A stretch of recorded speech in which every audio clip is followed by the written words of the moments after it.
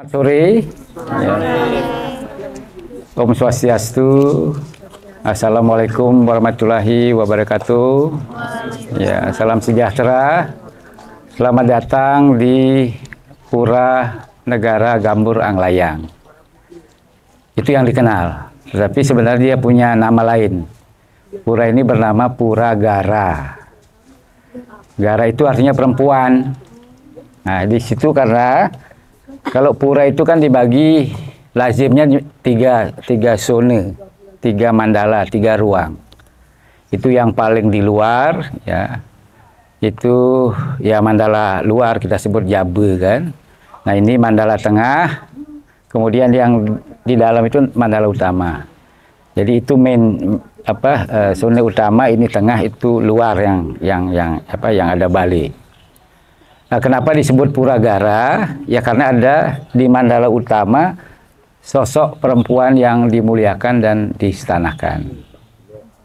Itu dulu kalau bicara layout pura. Sejarah pura ini itu terkait erat dengan salah satu pusat poros maritim Nusantara. Aneh kan?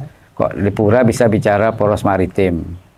Kedua, kalau kita melihat, ini namanya jajaran kemiri, jadi ada bangunan-bangunan suci, itu kalau kita tahu siapa yang diistanakan dan muliakan, ini kemudian menjadi rujukan sebuah proses pluralisme atau multikulturalisme pada zamannya. Ya. Kenapa kita ada di sini sore hari ini? Ya. Pura ini awal sejarahnya, itu bernama Bandar Kuti Baning.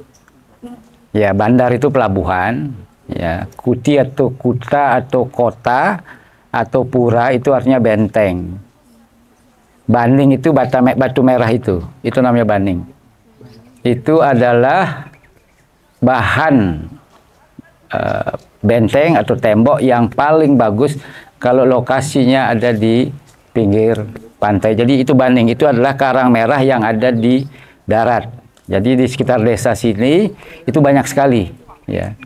Jadi kalau mengacu kepada nama Bandar Kuti Baning, berarti pelabuhan itu dulu, ya, terbangun atas benteng yang terbuat dari baning, ya, itu.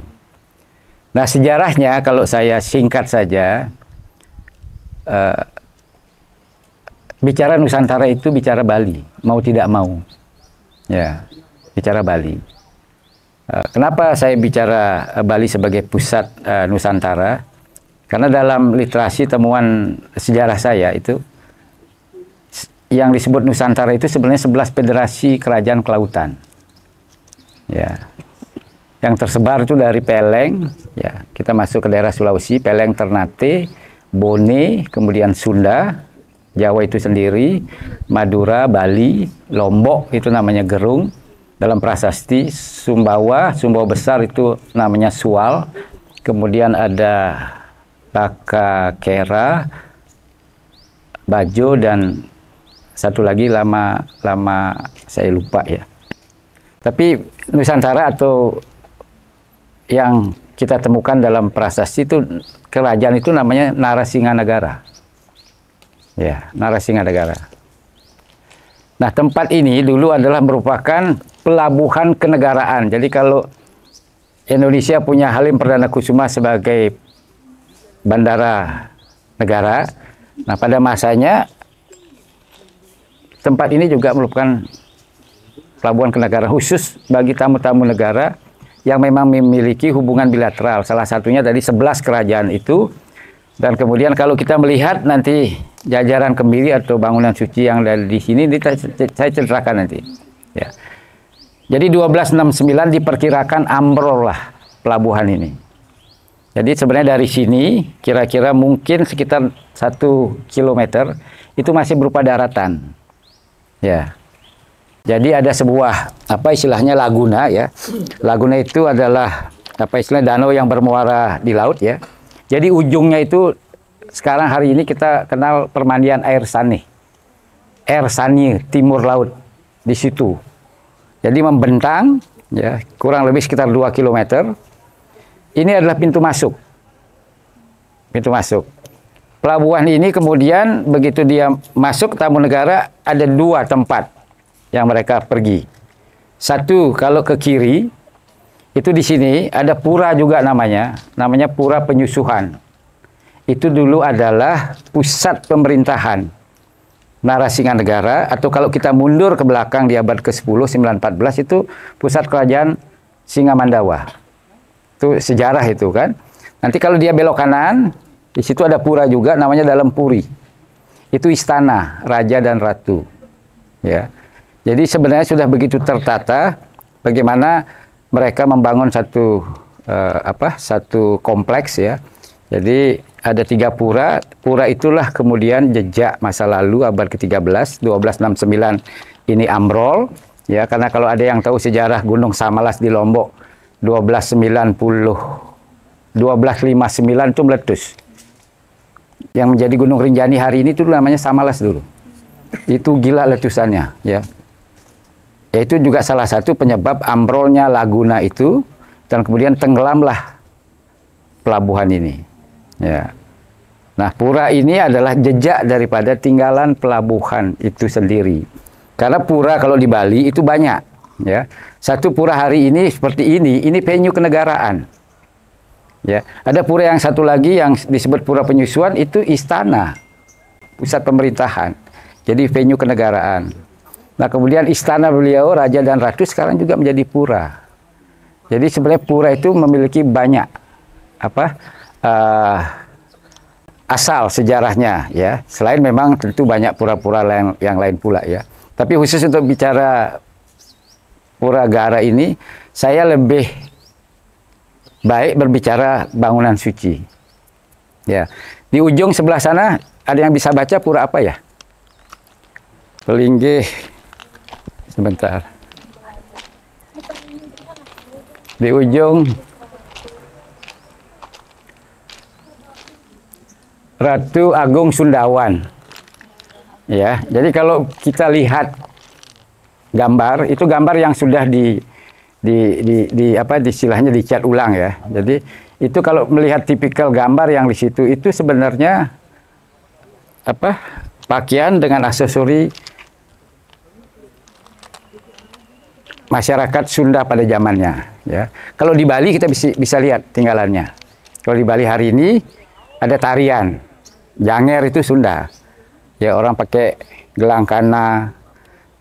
Ya, kalau perempuan-perempuan aksesorinya hari ini itu sebenarnya pengaruh Sunda. Nah, di situ ada Ratu Sundawan. Sebenarnya ini cerita masa lalu tentang hubungan yang sangat erat, dekat Kerajaan Sunda Galuh dengan Kerajaan Narasinganegara. Nah, kenapa di situ ada Sundawan? Ya, karena Ratu Sunda adalah istri beliau. Ya, jadi memungkinkan mereka datang dan pergi untuk saling mengunjungi. Ya, jadi kalau kita bicara Sundawan, langsung kita berbicara Ratu Sunda.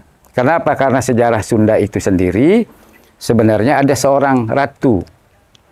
Kalau dalam prasasti kami sebut sebagai Batari Paramiswari Induja Lencana. Indu itu bahasa Sunda artinya bulan. Ya, di Bali banyak orang mengenal dia sebagai Ratu Galuh, Manik Galih. Nah, itu sebenarnya permaisuri daripada Raja Bali. Ya, Induja Lencana, Indu artinya bulan. Jadi kita bertemu 1 bulan. Di sebelahnya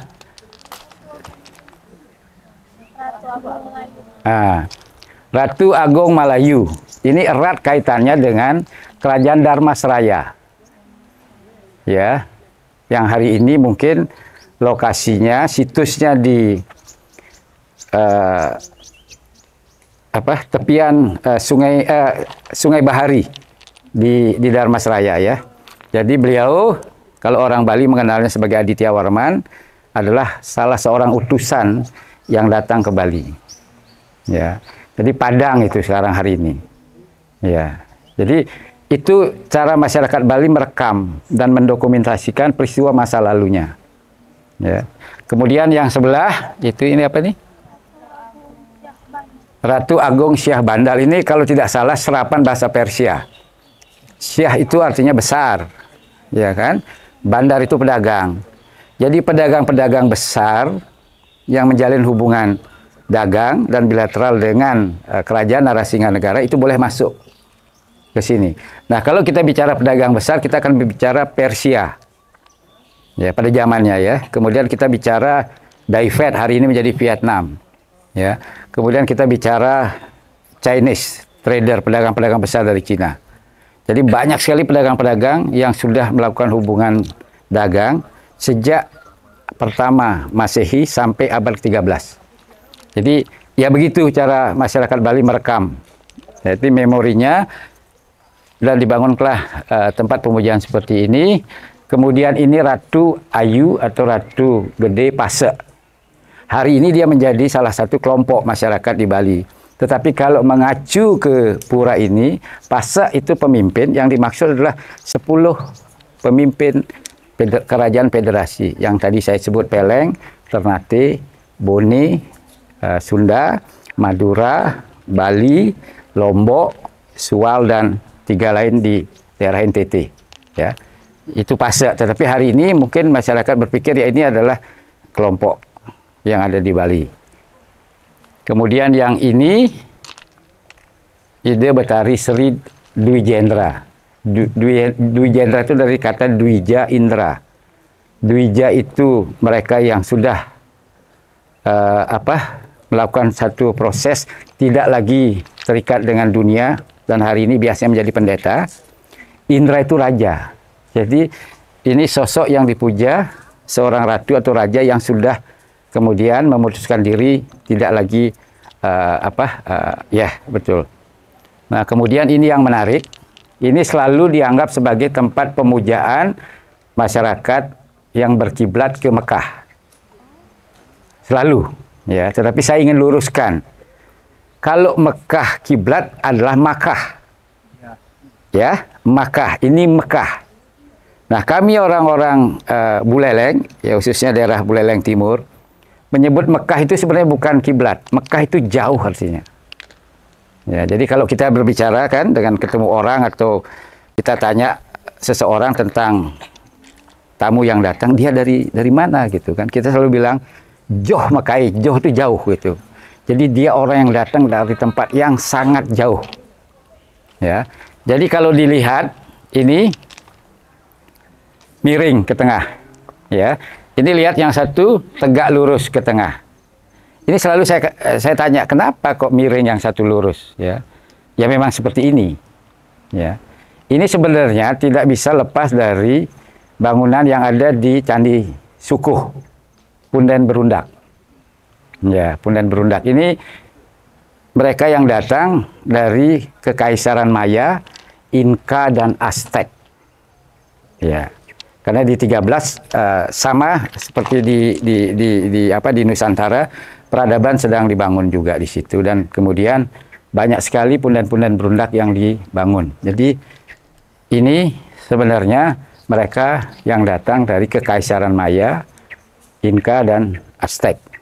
Ya. Kemudian, nah ini yang tegak lurus tadi, ya. Ini biasanya disebut Ratu Gede Siwa, ya. Tetapi ini sebenarnya Surya Chandra. Ya, Surya Chandra. Jadi yang di tengah itu namanya Padma Tiga. Yang di tengah itu Surya. Kemudian yang sebelah kiri itu bulan. Yang di sebelah kanannya lagi itu bulan. Ini adalah simbol atau personifikasi dari raja dan ratu yang begitu dimuliakan pada zamannya. Ya, kenapa dia bergelar matahari yang di tengah?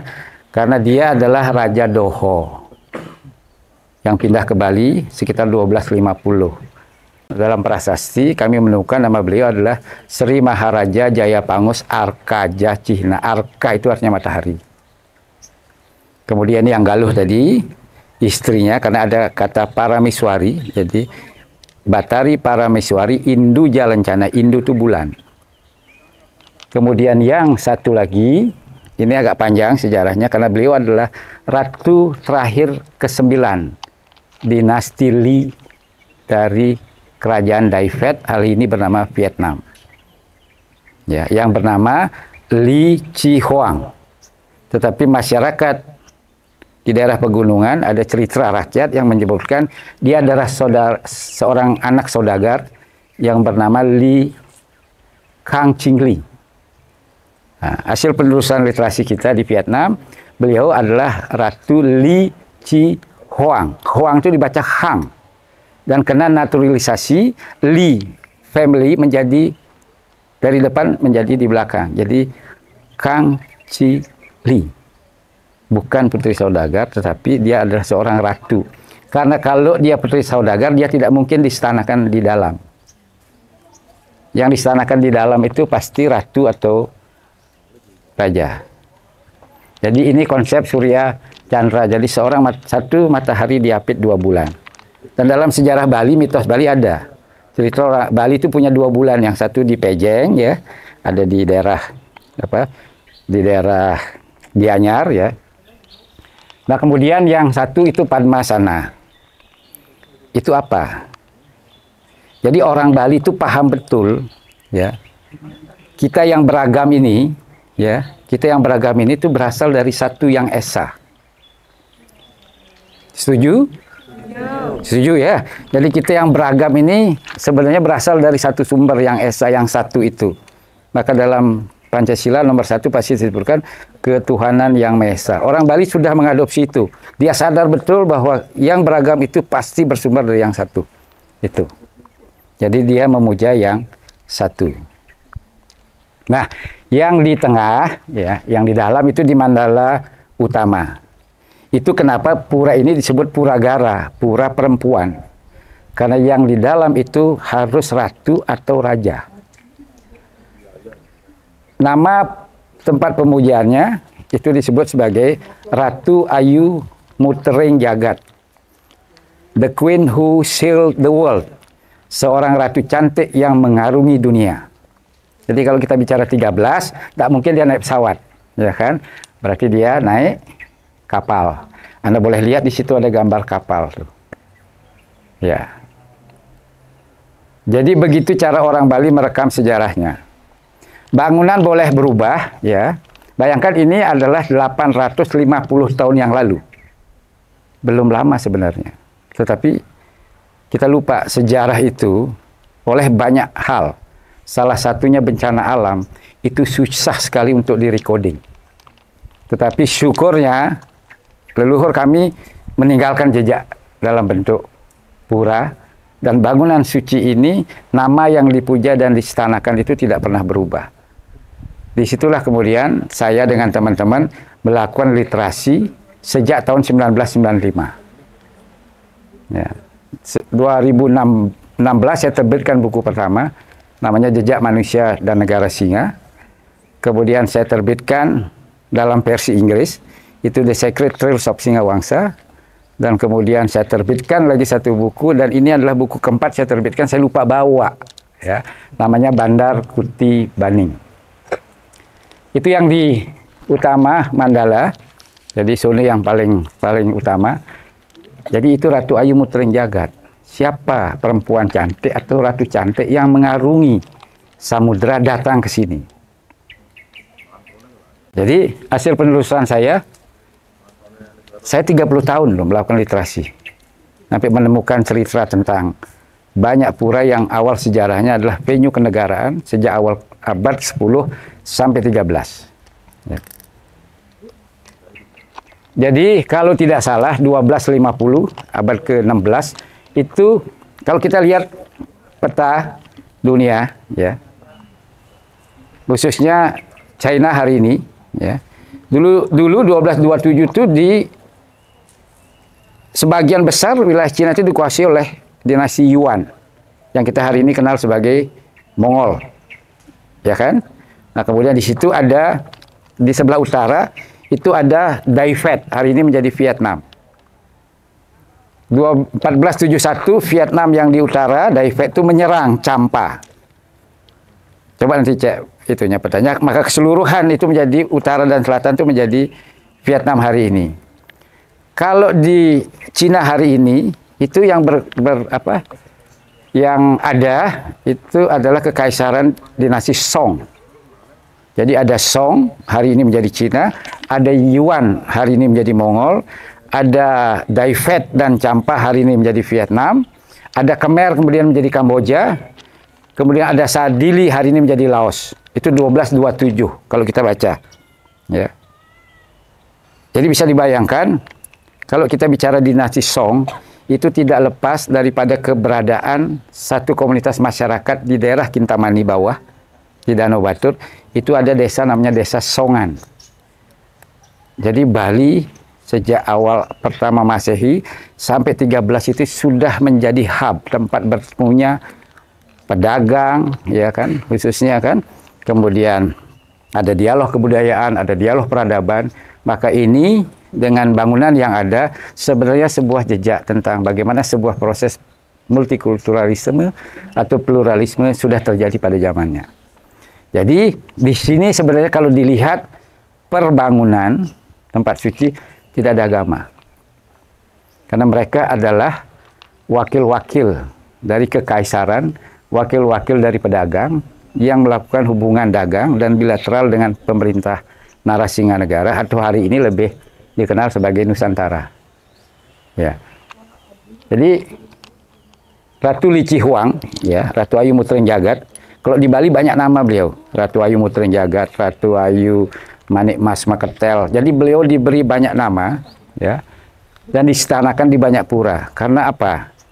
Karena banyaknya pura yang tersebar di seluruh Bali itu adalah sebuah proses diaspora, perpindahan penduduk dari pesisir menuju selatan. Maka kemudian kita mengenal Tenganan. Jadi Tenganan itu sebenarnya ke tengah. Kemudian kita mengenal kata Badahulu, Bade tempat, hulu ke tengah. Jadi ada perpindahan diaspora dari pesisir ke hulu. Ya, banyak penyebab. Ada karena bencana alam, ada ingin mencari kehidupan yang lebih baru, kemudian ada juga karena memang tertindas, tetapi yang paling banyak terjadi perpindahan itu karena saat itu komoditi yang paling terkenal adalah perbudakan. Jadi Bali, Jawa itu mengalami ya perbudakan yang luar biasa. Jadi banyak sekali masyarakat pesisir yang diculik atau dijual oleh pemuka masyarakatnya karena begitu banyaknya tenaga yang dibutuhkan dan memungkinkan mereka khususnya dari sini itu sampai ke Batavia. Jadi kalau di Batavia dalam catatan yang ada di saya lupa, satu museum di Utrecht di Belanda, di Leiden, itu ada sekian ribu orang Bali yang dijual. Ya, hal yang sama juga kalau kita bicara tadi Kekaisaran Maya, Inka, Aztec, jadi banyak juga orang-orang dari sini yang dijual sebagai budak dikirim ke Amerika Latin. Itu jejaknya ada di Candi Jago. Ya. Itu sebabnya kemudian ya inilah representasi dari mereka yang pernah datang dan barangkali hari ini saya tidak tahu apakah saya bagian daripada percampuran itu. Jadi orang Bali macam-macam, ada yang Chinese, mukanya ada yang ke India-Indiaan, ada yang ke Persia-Persiaan. Karena apa? Kalau Persia, Anda pergi ke desa, kira-kira 6 kilo dari sini, itu namanya Desa Julah. Desa Julah. Julah itu bahasa Persia, yang artinya, kalau di Bali disebut benang tukelan. Alat bahan dasar membuat tenun yang warnanya putih. Itu Julah. Itu bahasa Persia betul. Dan mereka kelihatan fisiknya itu masih mewakili. Ada orang Bali juga atau orang Jawa juga yang kita sebut bolang. Kalau berdiri normal, kalau duduk normal, berdiri kakinya agak pendek. Banyak. Ada nggak? Pasti ada di antara kita. Kakinya agak nggak proporsional dengan pinggang ke atas itu. Itu pasti Austronesia. Itu memungkinkan dia datang dari Vietnam, dia datang dari Filipina, dia datang dari Taiwan. Karena bahasa Thailand atau bahasa Taiwan itu mirip loh. Ya, bahasa Thailand. Wolu. Berapa wolu? Yang dari Jawa? 8. Wolu di situ. Kalau kita maaf gitu kan, bicara anjing gitu kan, asu kalau di Bali kan, di sana aso. Ya, jadi sebenarnya bahasa serapan itu bisa dipakai untuk menelusuri, tetapi memang butuh literasi, butuh perjalanan panjang, dan butuh kesabaran. Dan kita harus fokus. Saya dari 94, jadi saya masuk ke pura ini tahun 95. Entah yang berapa ribu kali saya ke sini, ya. Hanya untuk, karena apa? Karena ada satu metode, kalau kita ingin menelusuri sejarah, nomor satu, penulisan sejarah itu based on literasi. Harus pakai literasi. Jangan Anda menjadi pembaca sejarah tapi ngaku sejarawan gitu kan. Itu namanya ngutip gitu kan, tanpa merujuk kepada sumbernya, ya. Kedua, ada pepatah Pali, ehi pasiko. Itu selalu dipakai rujukan oleh penulis, ya. Ehi pasiko, datang dan buktikan sendiri. Jadi kalau kita mendengar sesuatu, Anda harus pergi. Anda harus pergi. Ya. Saya mudah-mudahan buku yang kelima, judulnya Surya Chandra, itu hasil literasi saya 30 tahun. Saya pergi ke Vietnam, keliling Asia, saya pergi ke Peru, saya pergi ke Yunani, saya pergi kemana saya pernah mendengar ada catatan sejarah yang tercecer. Itu makanya cukup lama.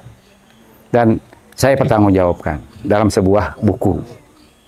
Nah, ini yang saya sampaikan hari ini adalah pertanggungjawaban literasi saya. Dan sudah saya bukukan. Ya, lupa saya bawa. Nanti Bu Putu saya kabari. Mudah-mudahan saya bisa segera terbit. Saya terbitkan yang ketiga kali ini. Ya, saya terbitkan 3 kali. Khusus untuk pura ini namanya Bandar Kutibaning. Jadi The Royal Harbor. Jadi kerajaan pelabuhan kenegaraan.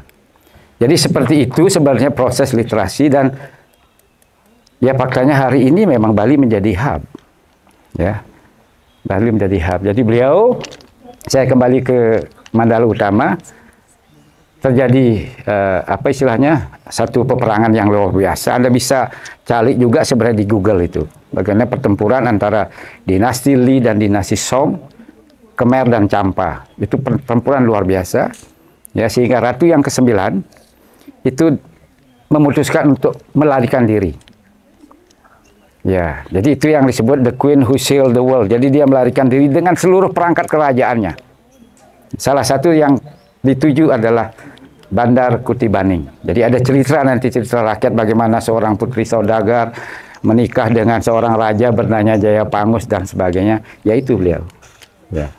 Itu beliau. Itu sebabnya beliau diistanakan di Mandala Utama. Karena apa? Karena statusnya sebagai seorang ratu atau Mahadewi. Ya. Ya, mudah-mudahan itu sekilas ya yang bisa saya ceritakan, karena saya nggak mungkin 30 tahun saya bercerita 1 jam, itu persoalan ya, selalu menjadi persoalan. Jadi kalau saya diundang, Pak, saya tanya biasanya berapa jam. 1 jam, ini saya 30 tahun, Pak. Karena dia bisa ke sana kemari ceritanya. Yang saya sampaikan adalah narasi. Ya. Nah, barangkali biar tidak terlalu panjang, sekiranya ada yang ingin ditanyakan, saya lebih baik kita buka session dialog aja. Ya, itu aja. Terima kasih.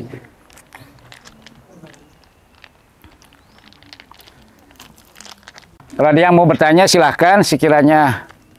Bapak mau bertanya. Boleh. Saya mau nanya dulu, kalian itu dari kampus apa aja? Katanya 307 mahasiswa ya? Luar biasa. Saya pernah di UNJ, Jogja, diundang seminar untuk hal yang sama. Ya.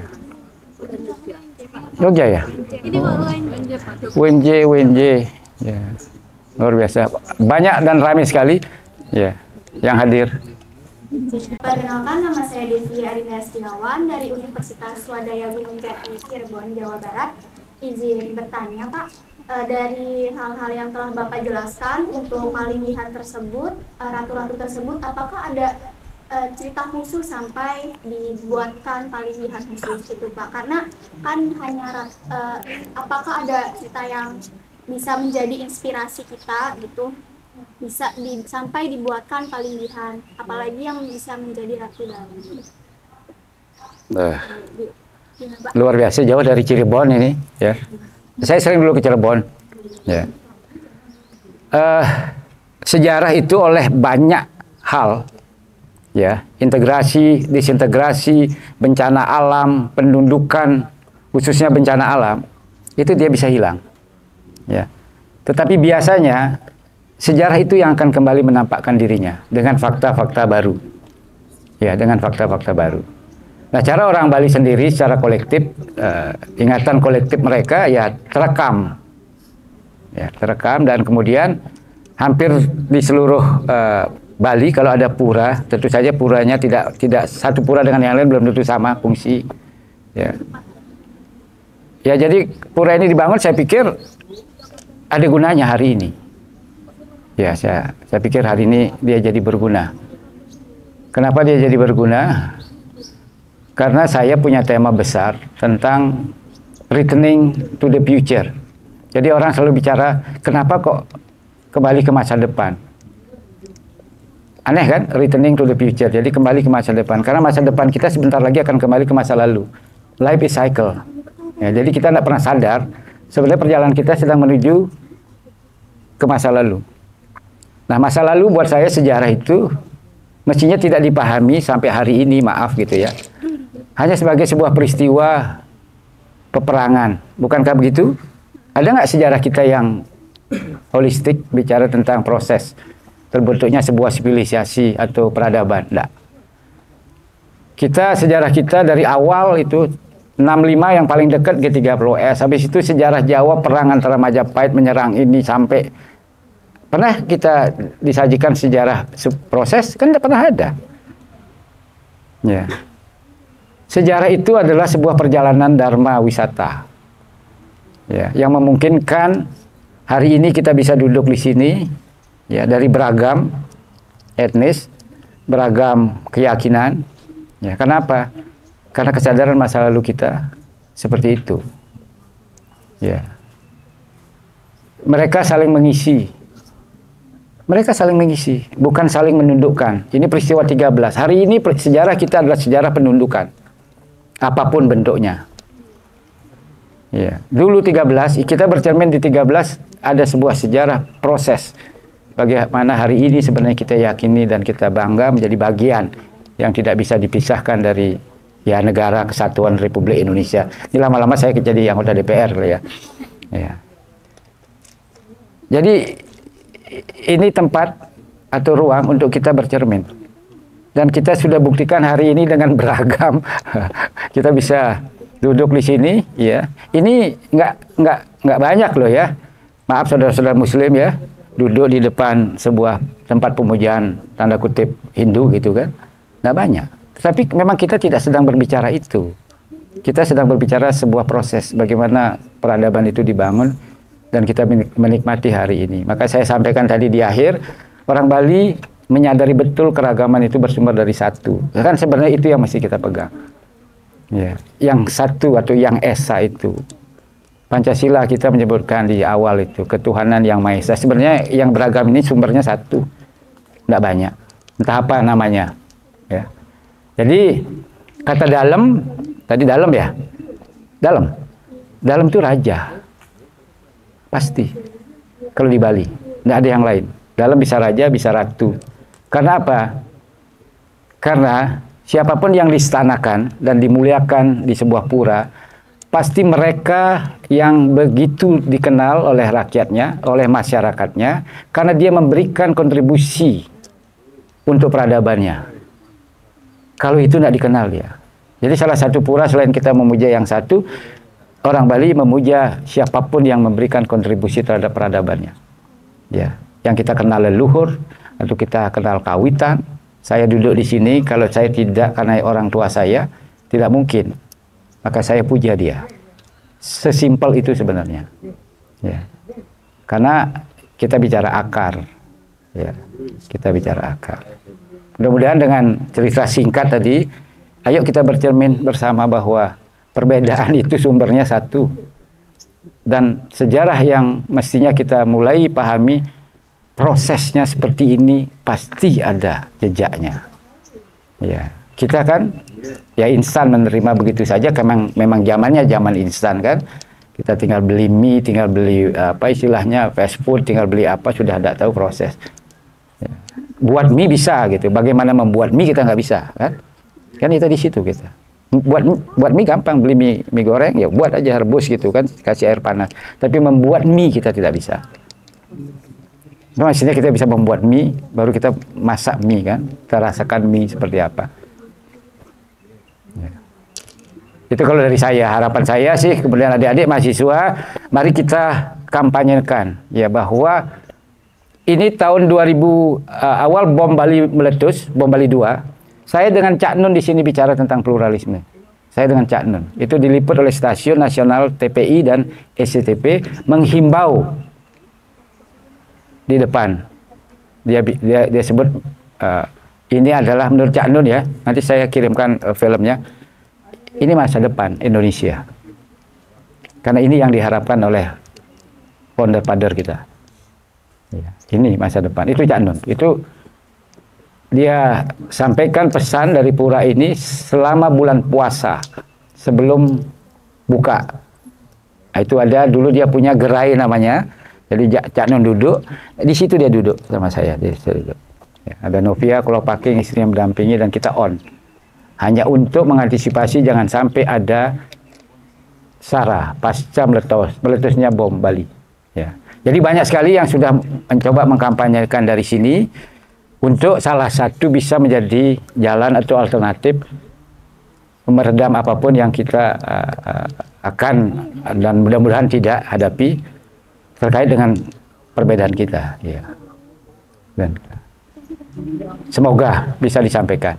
Kan kalian adalah duta-duta, ambasador perdamaian gitu kan. Ya. Kalau yang tua-tua udah maunya debat aja, saya aja maunya debat aja. Ya. Itu dari saya. Yang lain barangkali. Selamat sore. Perkenalkan, nama saya Tracy Surya Seli dari Universitas Negeri Manado. Wih, jauh banget. Ya, saya ingin bertanya mengenai tiga tokoh yang bertanya, apakah dia memiliki sejarah atau hanya sejarah yang tadi Bapak ceritakan? Yang dari ujung ya? Dari ujung. Pernah dengar cerita Panji nggak? Cerita Panji itu ada di seluruh Asia loh. Cerita Panji. Ada Panji dengan siapa gitu kan yang diceritakan suami istri atau pacaran yang kemudian mereka saling mencari dan akhirnya bertemu gitu kan. Itu cerita Panji. Kalau versi yang ada di sini itu bagaimana seorang, saya lupa memberitahu kan, Raja Bali saat itu atau Raja Daha yang pindah ke Bali 1250 namanya Mahesa Cempaka. Ya. Kalau di Jawa Timur namanya Narasingamurti. Itu adalah peristiwa bagaimana Mahesa Cempaka dan Ratu Parameswari Induja Lencana Ratu Galuh itu melakukan sebuah perjalanan, ya, sebuah proses panjang sehingga terbentuklah Nusantara hari ini atau Narasinganegara. Kemudian selanjutnya, nah ini beginilah mereka mengungkap keberadaan sejarah. Karena kalau kita keluar dari pura ya, jadi di situ ada namanya Perapat Agung. Ya, itu dulu adalah Cetia, tempat pemujaan masyarakat yang memiliki keyakinan Buddhis. Karena pada zamannya itu Buddhis, pedagang Buddhis, orang-orang Buddhis banyak yang datang ke Bali. Ya, itu Cetia. Nah, kalau di sini ada pura juga, ya. Puranya itu khas, salah satu bangunannya khas, dan kemudian di situ ada kentongan. Ya, yang kita yakini itu adalah home base daripada tentara penjaga kerajaan. Dan kalau kita dengar cerita dari Jero Mangku di sini, konon itu kalau di situ sering terjadi atau mereka sering lihat atau dengar gitu kan. Ya banyak orang. Ya. Jadi itu home base tentara. Karena apa? Tentara masyarakat Bali pada zamannya Anda boleh lihat dari, pernah tahu tarian baris nggak? Tarian baris tahu? Belum, Bu. Bawa nonton tari baris, Bu. Jadi ada tari baris yang dipentaskan setiap upacara itu ada baris dayung gitu, mereka adalah para pendayung. Ya, baris perasi itu memakai perisai kecil tapi tajam-tajam, itu pasti angkatan laut. Jadi kalau tari baris yang besar ya, itu pasti kavaleri yang di darat. Nanti ada baris pakai panah. Ya. Ada pakai tumbak dan pakaiannya itu adalah pakaian jirah yang kita kenal hari ini. Itu di Eropa tentara pasti pakaian jirah kan, China juga pakai pakaian jirah. Di Bali pakaian jirah itu menjadi pakaian para penari baris. Ya. Jadi seperti itu sebenarnya, bahwa ini adalah sebuah negara dan pelabuhan ini dijaga betul. Ya. Jadi dari pura. Jadi kalau kita keluar lihat puranya ada kentongan, ini pasti home base tentara yang menjaga kedaulatan negaranya. Ya. Jadi sebenarnya ya cara mereka mengingat ya. Makanya sebenarnya proses pembangunan pura kembali itu mestinya mengikuti metode restorasi. Ya, tetapi kan belum masuk mereka ke tempat-tempat terpencil seperti ini. Ya. Jadi kita tidak perlu bentuk fisiknya, tapi kita butuh narasi. Kalau saya, narasi yang saya lebih penting untuk saya kabarkan. Ya. Dari Manado, dari Cirebon, Sumatera ada nggak? Coba Sumatera. Sumatera dekat tuh, Ratu Agung Pamala itu, Sumatera itu. Dharmasraya, Sungai Bahari. Di situ Anda harus pergi ke situs Padang Roco namanya di Sumatera. Anda akan ketemu Aditya Warman. Jadi orang Padang tuh biasa masuk ke sini, ke Bali, makanya kan makanannya hampir sama. Ya kan? Rumah gadang, kerbau, ya kan? Minangkabau kan? Kemudian songketnya sama. Sama. Ya. Padang sudah, Manado sudah, Cirebon. Lombok ada nggak Lombok? Lombok. Yang lain selain dari Padang, dari Sumatera, Manado. Kalimantan. Siapa Kalimantan? Kalimantan. Oh, Jawa Barat. Semua ada cerita. Jawa Barat ada ceritanya jelas, ya kan. Kalimantan ada ceritanya. Semua ada ceritanya kok di sini. Artinya mereka sudah terbiasa saling mengunjungi. Jangan hanya kita berpikir, kita pergi kemana gitu kan. Orang dulu biasa pergi. Dia menundukkan lautan, dia pergi menyeberangi laut yang luas, dia pergi hanya untuk mencari satu. Mereka yang bertukar, alat bantu, bahan pangan, bahan sandang. Jadi biasa, ya, biasa. Mereka pergi ke luar negeri masa lalu itu biasa gitu loh. Kita saja yang sekarang kan susah, kan? Visanya susah, biaya pesawatnya mahal, hotelnya mahal. Dulu mereka nggak mikir tuh, jadi mereka pergi aja, ya. Karena tujuannya jelas. Belanda bisa membangun koloni di mana-mana, ini bisa bayangkan nggak? Indonesia 350 tahun itu mereka konon menjajah kan. Apa sih yang dibuat? Koloni. Ya. Kita hari ini tidak punya koloni di mana-mana. Singapura itu mestinya di Singaraja. Singapura. Karena apa? Karena pada saat Raffles ingin membangun Singaraja di kota sebagai pusat maritim, itu ditolak oleh Raja Buleleng. Maka dia pindahkan ke Singapura. Singapura itu kan benteng. Sama dengan di sini, benteng juga pelabuhan. Iya. Jadi banyak sekali. Kita bicara Padang, kita bicara Kalimantan.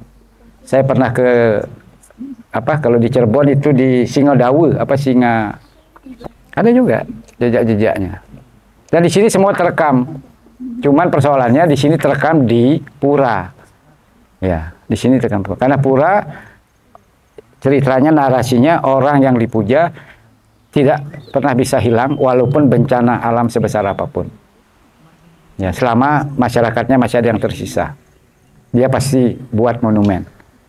Yaitu hebatnya orang di masa lalu, dia siapkan betul sebuah monumen untuk generasinya berikutnya mengingat ke masa lalu. Jadi kita hari ini sebenarnya returning to the future, jadi kembali ke masa depan. Kembali loh. Karena belum tentu di depan itu ada. Kita sedang dalam proses untuk kembali ke masa depan karena life cycle. Ya. Kalau Anda pergi ke pantai, di situ ada hutan bakau, ya, ada, tapi sudah tidak terlalu banyak, ya, tapi masih ada sisa, ya, masih ada sisa.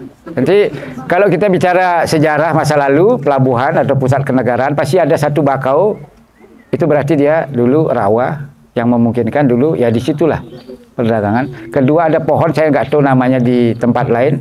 Di sini namanya pohon tenggulun.